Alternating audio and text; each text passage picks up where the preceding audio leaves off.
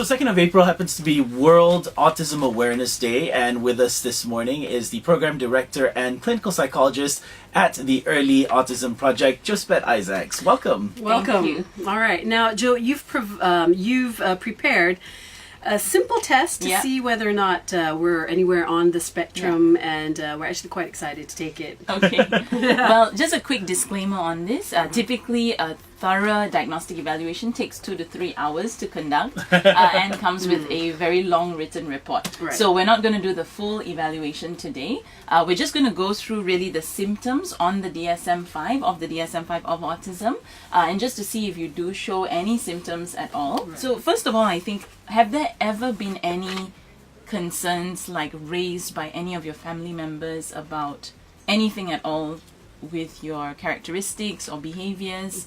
Maybe the way you play with something or your social interactions. Maybe Steve, you want to go first? I know when I was growing up, my mom used to always complain I had a very bad tantrum. Okay, very bad tantrum. How about for you, Shaz? Anything? Any concerns at all that they've raised when you were growing up, or? No, I was very outgoing, had a lot of friends. Okay. And yeah, life of the party kind of. Okay. I'm a lot grumpier now that I'm older.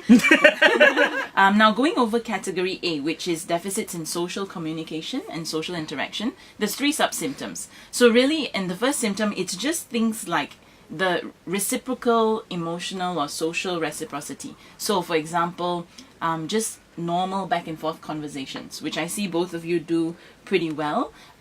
Maybe Shaz, you can comment on Steve when he comes into work in the mornings. Oh, I do. How is it? You're late again. How about the way he approaches you in the morning, or you approach each other? Is there anything that's a bit peculiar or a bit abnormal? No, I think it's apart from being late. Same old. Same old. Yeah. So under like that first sub-symptom, there seems to be no concern. With number 2, any difficulties with non-verbal behaviors. So like any eye contact difficulties, or do you notice about each other? Maybe Steve, you can comment on Shaz this time. Body language. Do you find that she has any difficulty understanding gestures? I think she's someone who can actually pick up really well on body language. So no issues there. Yeah. I just know myself that when I'm annoyed, I don't like to look people in the face. Okay, yeah. But that's just me being annoyed. And you managing your emotions, which is quite different. Yeah. And I mean, to comment, I think when we were doing the radio show earlier, the both of you use a lot of hand gestures to communicate, right? Pointing, thumbs up, nodding, shaking, and both of you understand that very well. So this category, this whole symptom is not a concern from my observation, and I think it would be very hard to do your job if you didn't have good non-verbal communication. Now, number 3 is, how do you find yourself with relationships? So being able to develop friendships, maintain those friendships, and also understand family relationships, spouse relationships, friendships, colleagues.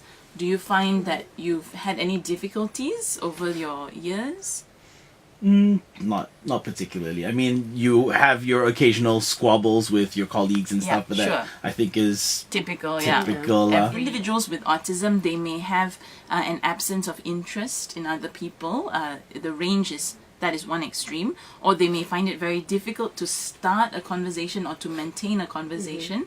They may think that, hey, we just met, but he's now my best friend. But that best friend has no idea that, hey, we're best friends at all. So all under 1, 2, 3 already shows that you don't have that. Now, to get a diagnosis of autism, you need to have all of those 3 symptoms. So you see how clear it can be to actually get a diagnosis. So under 1, 2, 3 already, you don't have anything. So that already would show that you don't have signs or symptoms of autism. But let's just go through category B as well.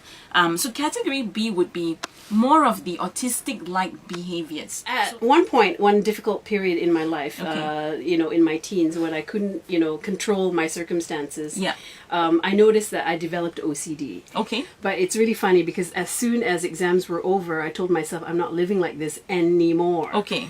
And so you were coping. I stopped it. Okay.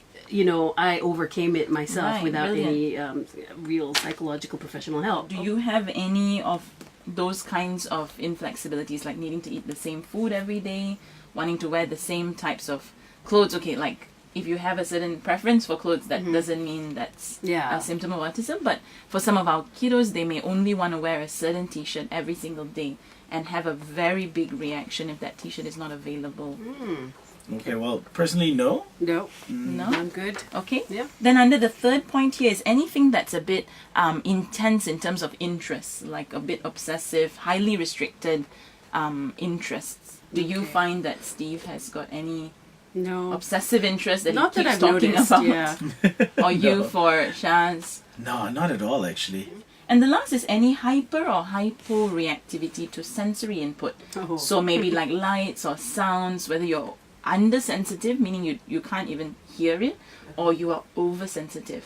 I'm oversensitive to sounds, Okay. and I can't stand the sound of people chewing their food or Yeah. breathing through Okay. their mouth. Things like this They irritate annoy you. me. Yeah. They irritate me to to the point that sometimes I am reacting.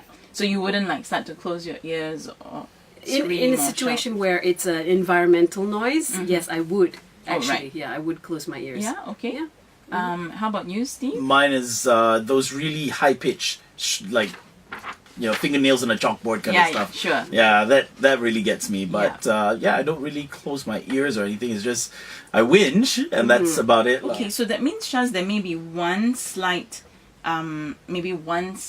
only, but it could again just be due to, I think, sometimes when we are quite tired, Sensory overload. yeah, yeah. sensory overload, or our tolerance is already up to here, little Yeah. things like that can trigger. With any of these symptoms that we've just gone over, we've gone over about 7 now, they actually have to appear before the age of 3. So let's say with that symptom of being very sensitive to sound and all, did your parents notice it when you were very little, like probably chewing not. gum and... No, I don't so think so. Yeah. likely it's something that's developed Yeah. maybe especially as work stress or things are already on your mind, so it's just another thing that triggers. Yes. So it may not be really a concern that your family has had since you were a kid. No, I don't think so. For Steve, there was nothing. For Shaz, it was just that one maybe hypersensitive sound. But if it's not impacting your ability to work at Astro, full Yeah. of sound and lights, Yes, exactly. it doesn't seem to be a concern. I am pretty confident that both Steve and Shaz do not show any symptoms or signs of autism at all. It's a bit of a relief to Yeah. know that we're not part of the spectrum, but there's a lot of people that do go undiagnosed, Yeah. and of course we're here to basically create awareness that if you've got a child who may be displaying any type of these symptoms, then it's best to get a professional to help. So, Joe, where can people go to find out more? Well, we encourage people to actually check out our website, www.autismmalaysia.com. There's a whole tab that says what is autism and diagnosing a child with autism. So all of the red flags we discussed today, even the DSM criteria is actually listed on that website page, including what you should expect from a diagnostic evaluation. So it's pretty comprehensive, and you can always give us a call if you would like to set up a diagnostic evaluation.